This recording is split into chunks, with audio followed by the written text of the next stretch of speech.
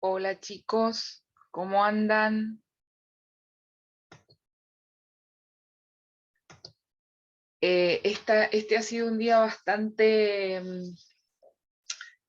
digamos, particular. No sé si se anunció o no, pero me parece que sí lo anunciaron de que iba a haber problemas con internet, pero bueno, no tenía ni idea de que iba a ser tan problemático. Hola Belén, hola Aldana, buenísimo, ya las tengo a Hola, ustedes. profe. Vamos a comenzar la clase. Más allá de lo que pase con internet y de lo que haya pasado en estos tiempos. Como siempre, chicas, me ayudan, ustedes me avisan cuando alguien quiera entrar. Pero bueno, vamos a dejar la clase grabada y ya los demás compañeros van a poder verla en la plataforma. Bueno, ha sido un lío hoy, un lío de desesperaciones. Es increíble cómo nos acostumbramos a la comodidad con esto de internet, porque desde esta Ujú. mañana que yo empecé a tener problemas con WhatsApp, con esto que hoy es lunes, pero ya la semana pasada se caía internet todo el tiempo en el trabajo, que trabajamos todos con distintos sistemas de internet, la mayoría de los sectores del hospital, sobre todo laboratorio. Y después hoy lo del WhatsApp. Y bueno, pensé que acá en mi casa no iba a pasar lo mismo, pero sí me pasó. Así que bueno, hoy lo que vamos a ver es interpretación bioquímica clínica. Estuvimos viendo hasta la clase pasada, que creo que la idea mía era un poquito explicarle los conceptos de lo que es verdaderamente una proteína, lo importante que es las proteínas orgánicas, porque la mayoría de ellas las analizamos bioquímicamente en el laboratorio. Ustedes saben que los sectores del laboratorio son varios, ¿sí? Y en las partes del laboratorio generales tenemos la parte clínica del laboratorio y la parte microbiológica del laboratorio. Cuando hablamos de parte clínica, nos estamos refiriendo precisamente a los análisis clínicos, es decir, aquellas analíticas bioquímicas que necesita el médico clínico para desambiguar la clínica de cada uno de sus pacientes. Nosotros somos un apoyo logístico para el médico absolutamente importante. Por eso generalmente cuando yo les pido en esta materia y hablamos de estructura de laboratorio y entorno al principio, una de las cosas que busco que en sus trabajos me pongan es que en un nosocomio con internación, geográficamente hablando, generalmente colocan al laboratorio en el centro de la geografía del lugar del nosocomio, o del centro sanitario, centro de salud, hospital o lo que sea. Nosotros somos como el corazoncito, el laboratorio, y tanto el laboratorio de análisis clínico como si existe en el lugar laboratorio de hemoterapia. Los laboratorios de análisis clínico y de hemoterapia generalmente geográficamente también se encuentran ubicados cerca. Esta es una de las variantes que ustedes tienen que tener en cuenta y que yo buscaba que en estructura de laboratorio y entorno, en los lugares con internación, ustedes descubrieran. ¿Por qué? Porque precisamente para esto, porque como nosotros estamos continuamente ayudando al médico clínico generalmente, ya sea pediátrico, ya sea médico clínico de adulto, de familia, o algún especialista, como puede ser odontólogo, traumatólogo, oftalmólogo, bueno, lo que sea, un análisis de laboratorio le puede desambiguar el problema que puede llegar a tener su paciente. Entonces, por eso hoy vamos a seguir con este tema que miren, fíjense que está hay un ítem que dice práctica clínica bioquímica, ¿sí? Y acá va a estar subida la clase de hoy. A partir de hoy, la mayoría de las clases van a estar, las últimas clases, porque les cuento que ya estamos en octubre, chicos, noviembre, y se acabaron las clases, ¿eh? Ya nos quedan muy poquitas clases. Entonces, a partir de ahora, las clases van a estar grabadas en este ítem, práctica clínica bioquímica. Entonces, bueno, se me ocurrió compartirles estos videitos que yo en otros años me han servido de mucho con los chicos, y explicarles más o menos de qué se trata esto de las prácticas clínicas bioquímicas, qué hay detrás de una analítica del laboratorio. Entonces, vamos a empezar. Esperen que les saque el... Este, por ejemplo, es un hospital, ¿sí? Hospital Central Universitario. Si ustedes, no sé si lo conocen,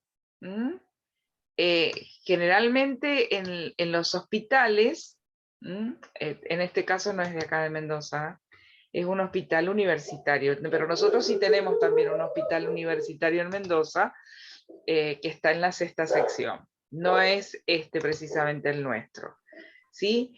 Fíjense, cuando ustedes entran a un hospital, generalmente la mayor cantidad de personas en ciertos horarios, si no es todo el día, está abocada o buscando el laboratorio. Por supuesto que ahora con el tema del COVID, la mayoría de las personas eran para hisoparse o para buscar resultados, etc. Pero generalmente cuando la pandemia no existía, ¿sí? Una de las cosas que se ve es que la mayoría de las personas está afectada al laboratorio. Fíjense, en este lugar en particular, tiene especificado el horario de extracciones, y una cosa muy importante en negritas con cita previa. Nosotros generalmente los horarios de extracciones son para el ambulatorio, ¿sí? Que le damos turno, por eso dice con cita previa, ¿sí? Pero en el medio de este horario, fíjense, en este caso es de 7:30 a 10, donde yo trabajo es de 7 a 8:30. Nosotros, este tiene el lugar, la variante de extracción más larga. Nosotros a veces como mucho sacamos hasta las 9, pero la idea es sacar el volumen gigante de extracciones de ambulatorio, porque damos muchos turnos en 1 hora y media. También somos como 4 o 5 o hasta 6 extraccionistas, como para apurar este trámite. ¿Por qué? Porque el momento de las extracciones es importantísimo, pero no olviden que a su vez nosotros también tenemos que sacar las guardias, o sea, las emergencias. En el medio de las extracciones ambulatorias con cita previa, se aparece la emergencia que hay que darle prioridad.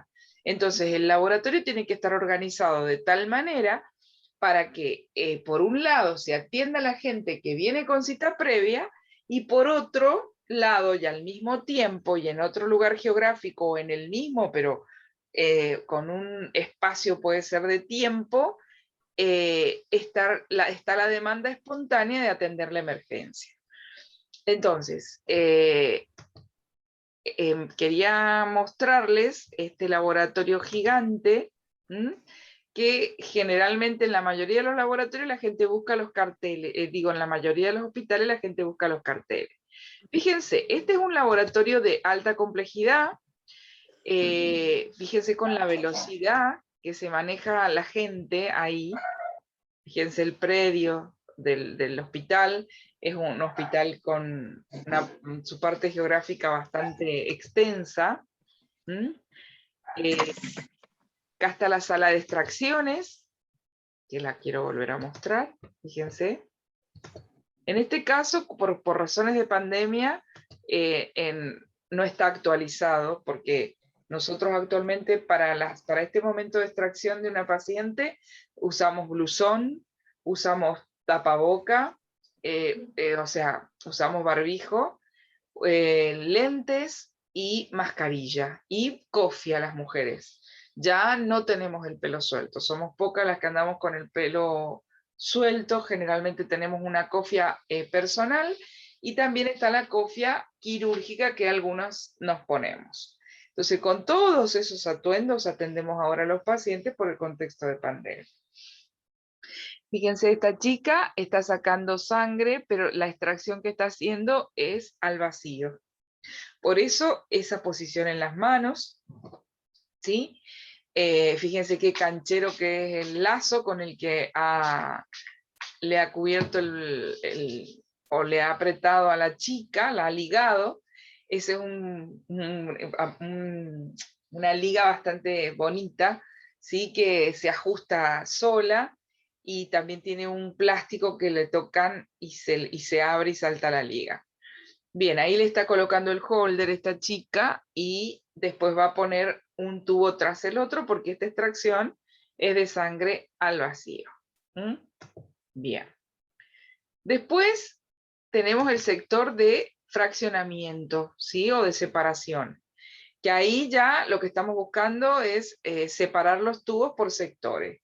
Generalmente nosotros cuando estamos en la sala de extracciones vamos a tener una gradilla para los sueros, una gradilla para los hemogramas, ¿sí?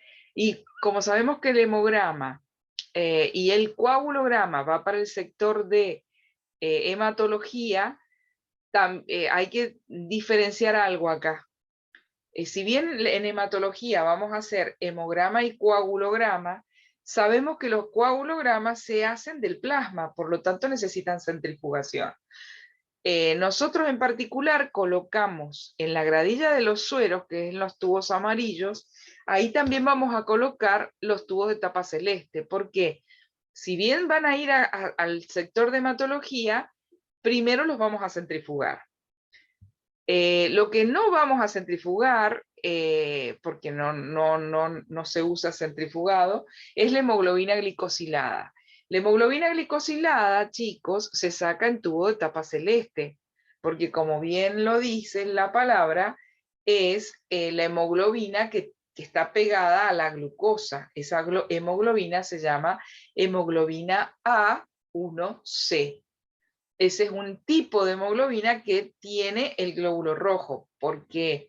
Porque la glucosa que viaja por el plasma por la con la proteína insulina que la transporta hacia la célula, la glucosa, hay glucosa cuando está en exceso que queda en el plasma, que se pega a la hemoglobina del glóbulo rojo.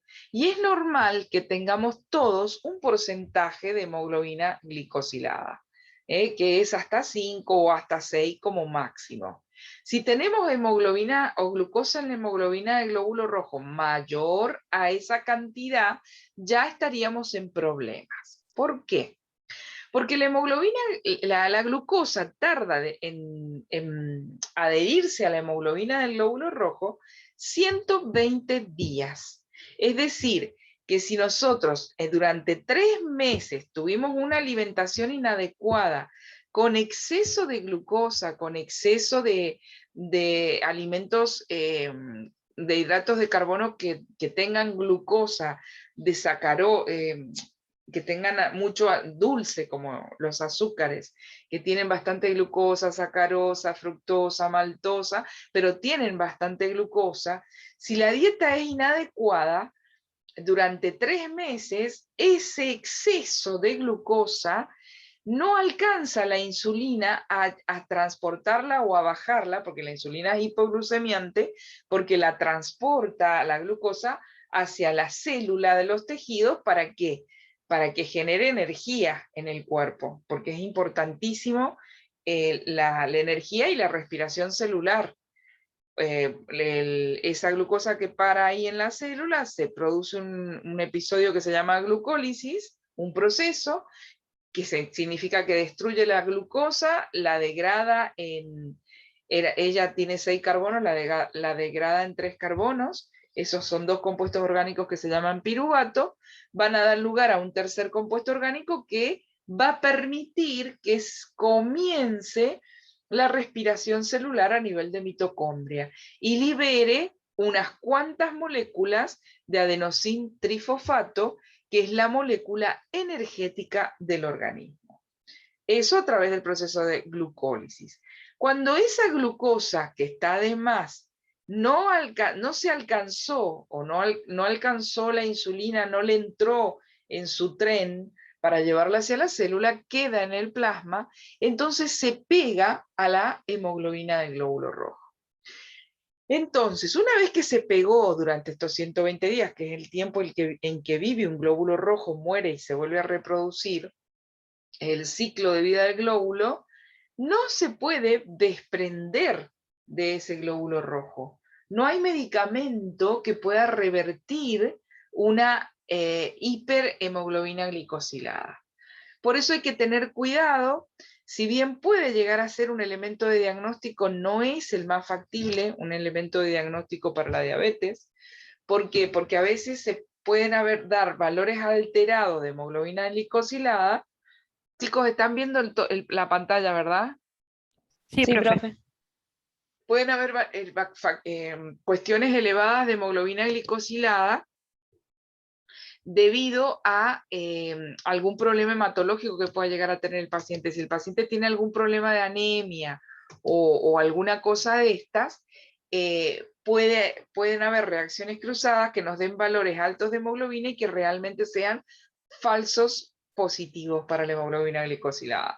Por eso no se lo recomienda que el médico lo use como único elemento diagnóstico. Generalmente se le pide hemoglobina glicosilada a los pacientes que ya son diabéticos. ¿Por qué? Porque el paciente que ya es diabético, ya se sabe que tiene una disfunción en el páncreas, en el metabolismo pancreático, que produce una hiperglucemia, ya sea por una resistencia a insulina o por otro problema que tenga el paciente. Entonces, sí o sí va a tener, un diabético sí o sí va a tener una hemoglobina glicosilada alta. Entonces, el médico necesita saber los valores de hemoglobina glicosilada para saber cuál ha sido la conducta alimenticia de su paciente en los últimos 3 meses.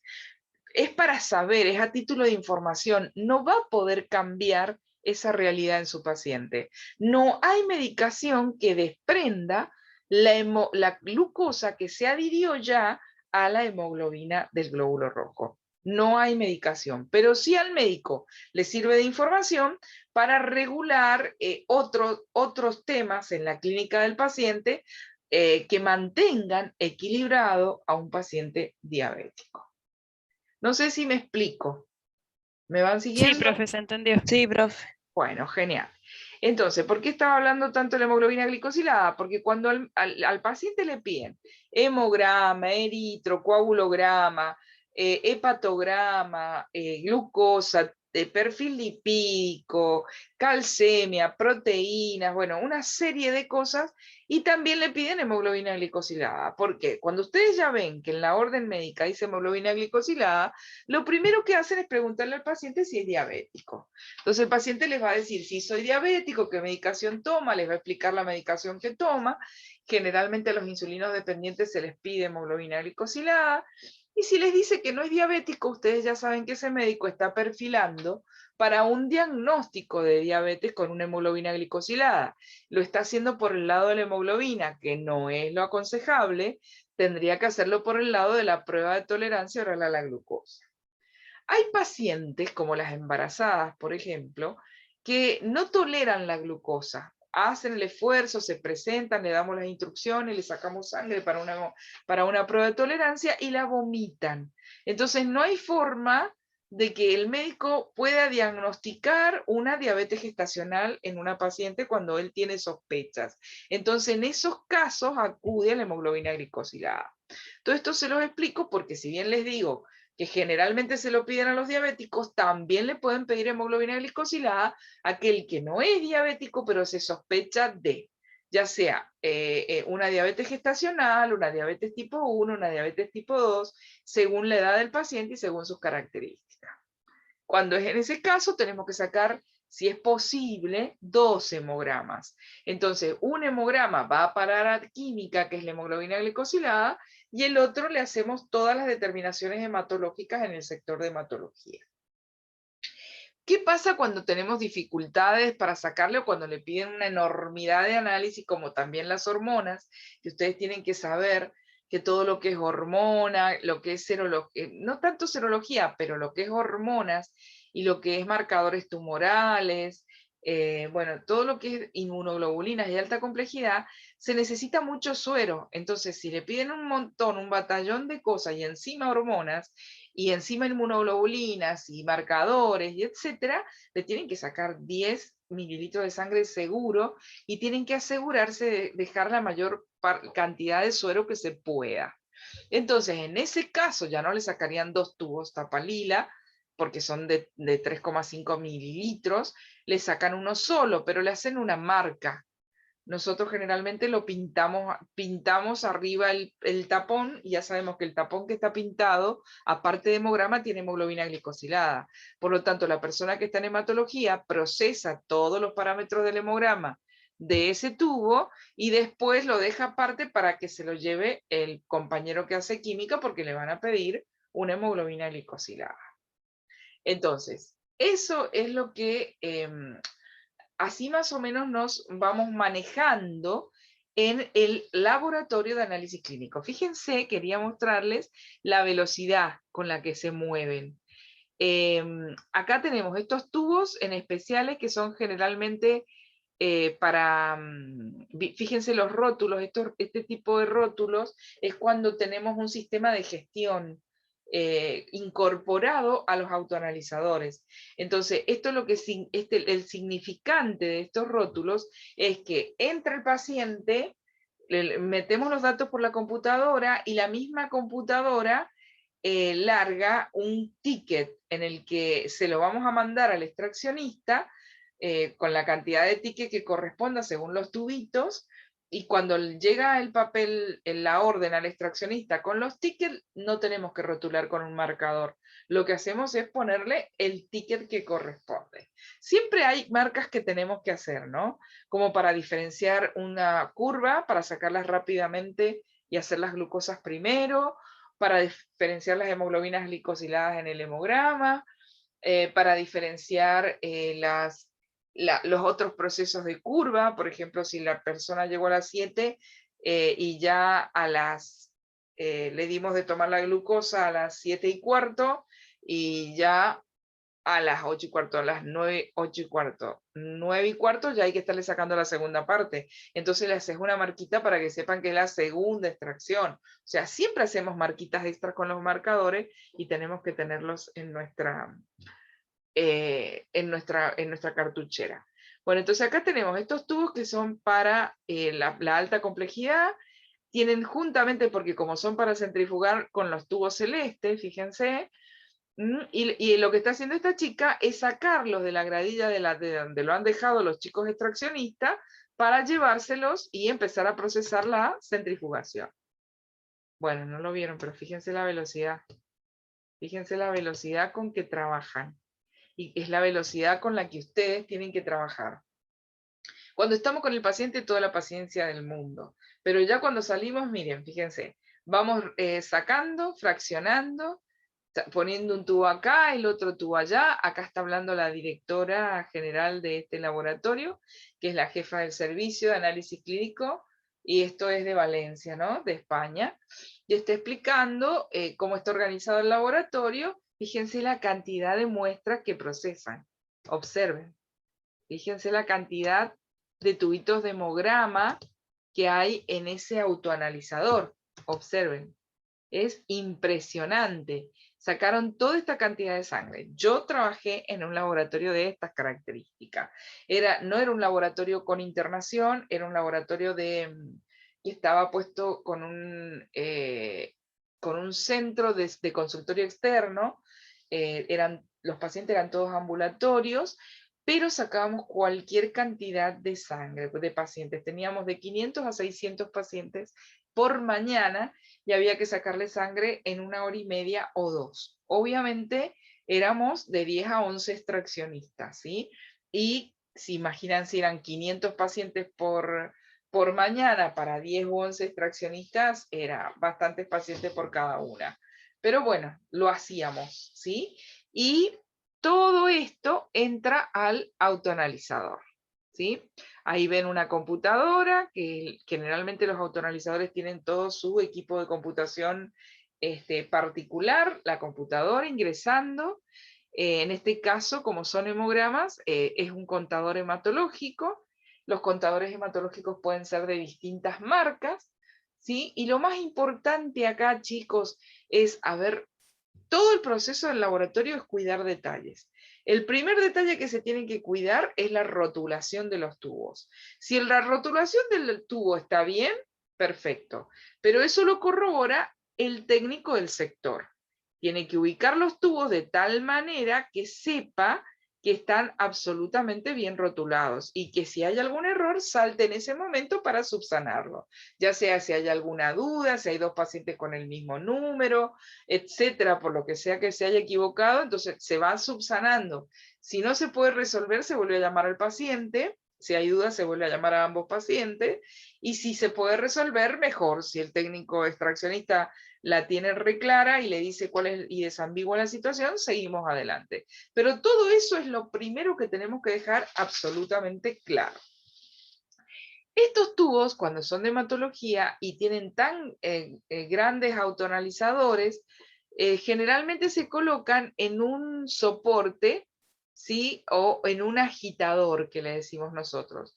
Cuando trabajan así a mansalva con los tubos de hemograma, se los pone en un aparato donde ustedes enganchan los tubitos de hemograma, generalmente siempre respetando el orden, y ese aparato se mueve constantemente como homogeneizándolos.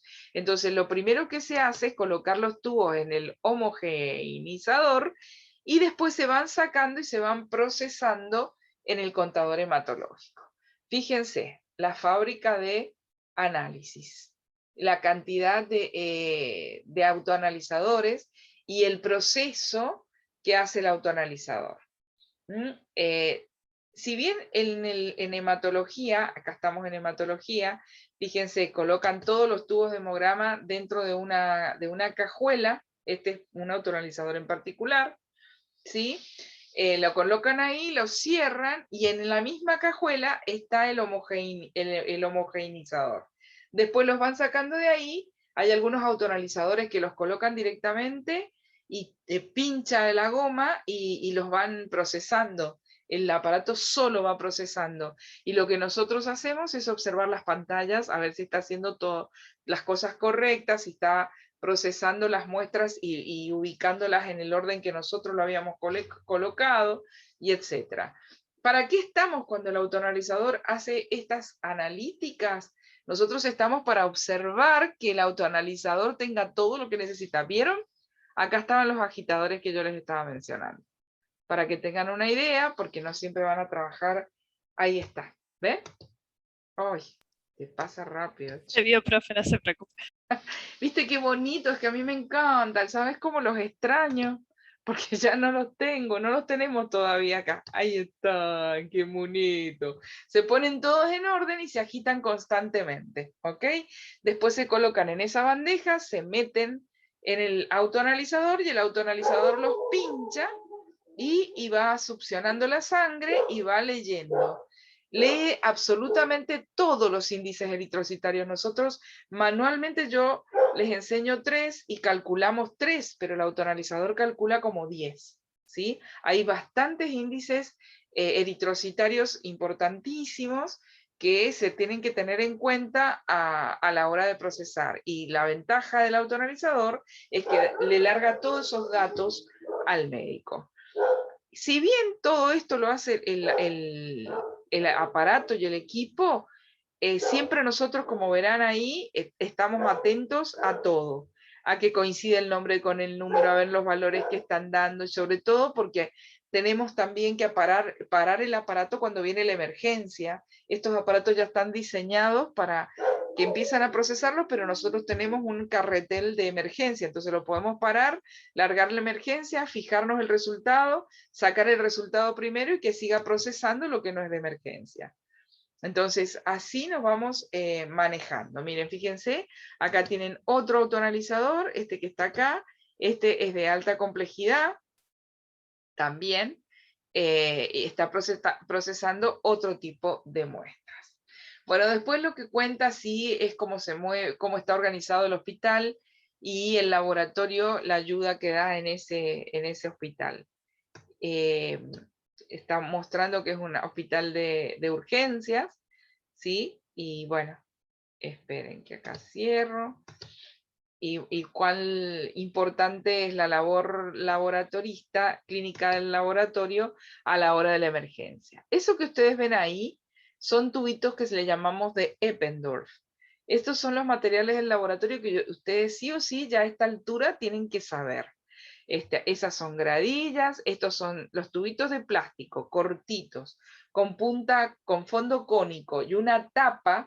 Tienen todo eso que ven ahí, es una tapa que está adherida. Ustedes cargan el tubo de Eppendorf, cierran la tapa y lo colocan en las gradillas para procesar ciertas muestras. Pero generalmente lo usamos para derivar. No siempre todo laboratorio hace absolutamente todo. Por ejemplo, no todo laboratorio de alta complejidad tiene biogenética o genética molecular. Entonces, cuando es un laboratorio de alta complejidad, recibe todo tipo de análisis, generalmente tiene una relación o comunicación con otros laboratorios de alta complejidad que completa, valga la redundancia, la analítica pedida al paciente. Entonces, también en el laboratorio tenemos un sector o un técnico que se encarga de hacer las derivaciones. Esos son los recipientes para derivar. Estos recipientes generalmente mantienen el frío, la cadena de frío, la mayoría de las veces hay que ver si hay que mandar la muestra congelada, la muestra en frío o a temperatura ambiente, eso depende de lo que le pidan. Ahí tienen una micropipeta espectacular. Bueno, ahí está trabajando con guantes, muy bien.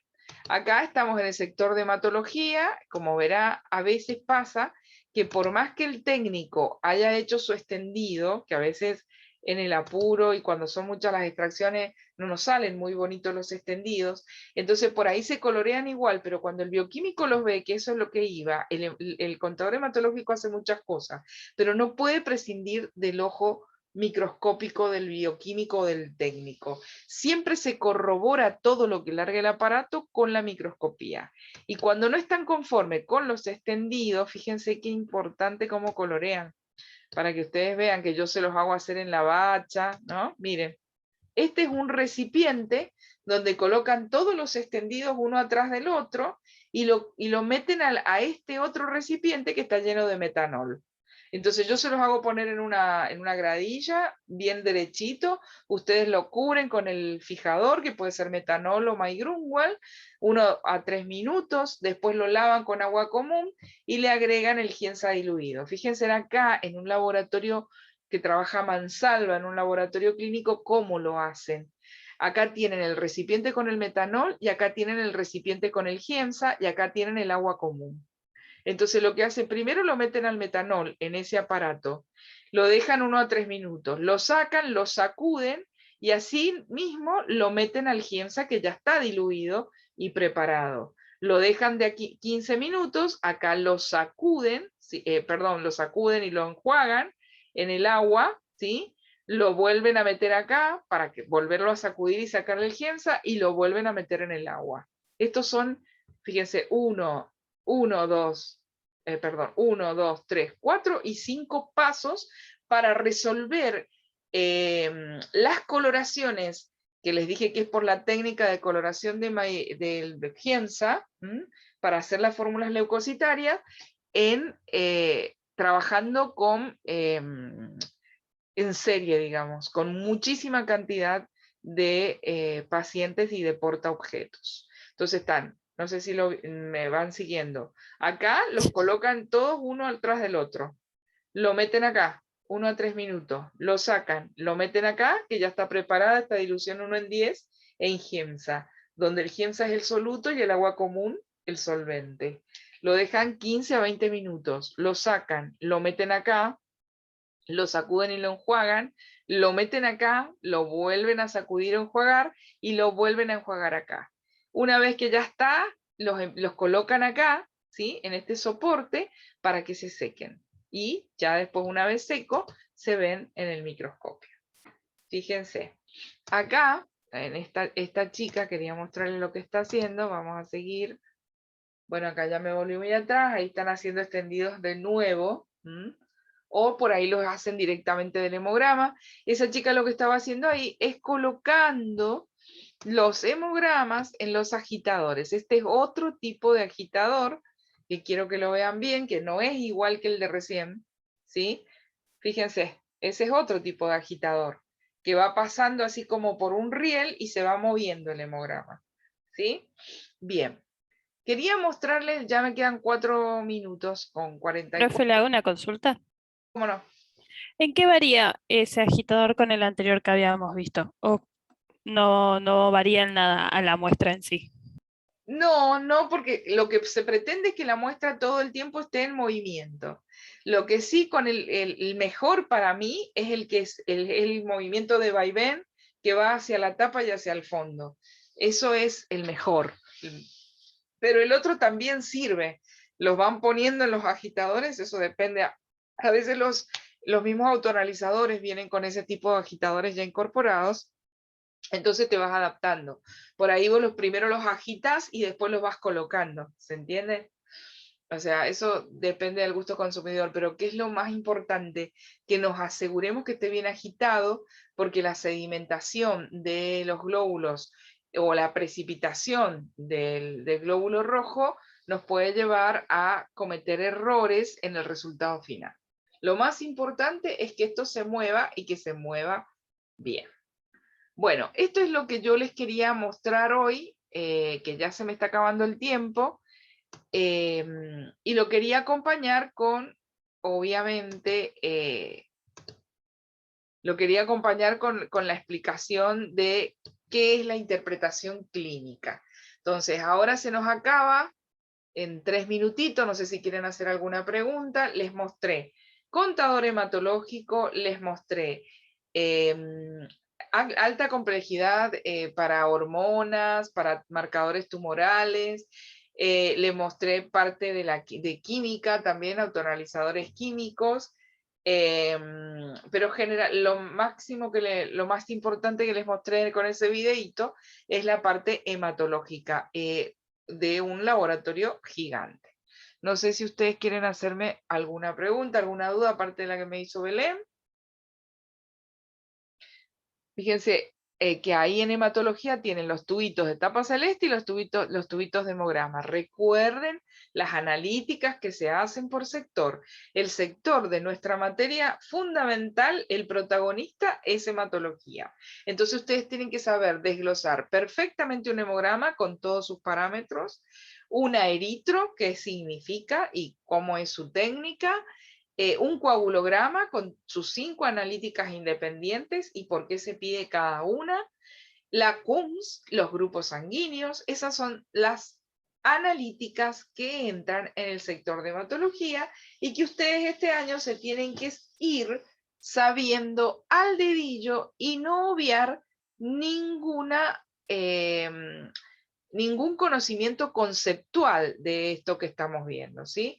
Que por eso en las clases prácticas les estoy dando mapas conceptuales en el pizarrón y les estoy reacomodando la cabeza para que hagan las cosas en la mesada a conciencia y sepan exactamente qué es lo que están haciendo y qué es lo que están procesando.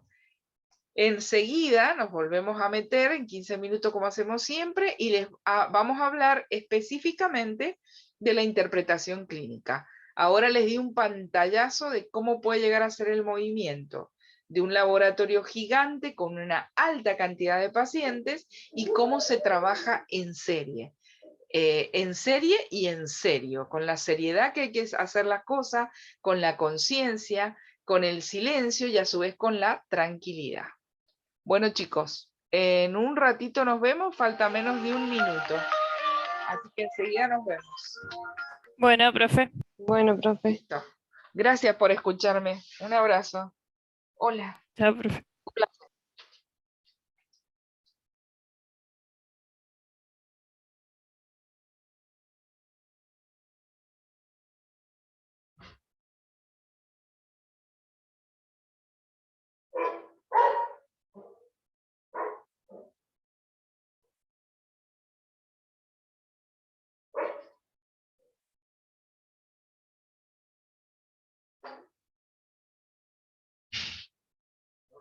Mira, se va a romper.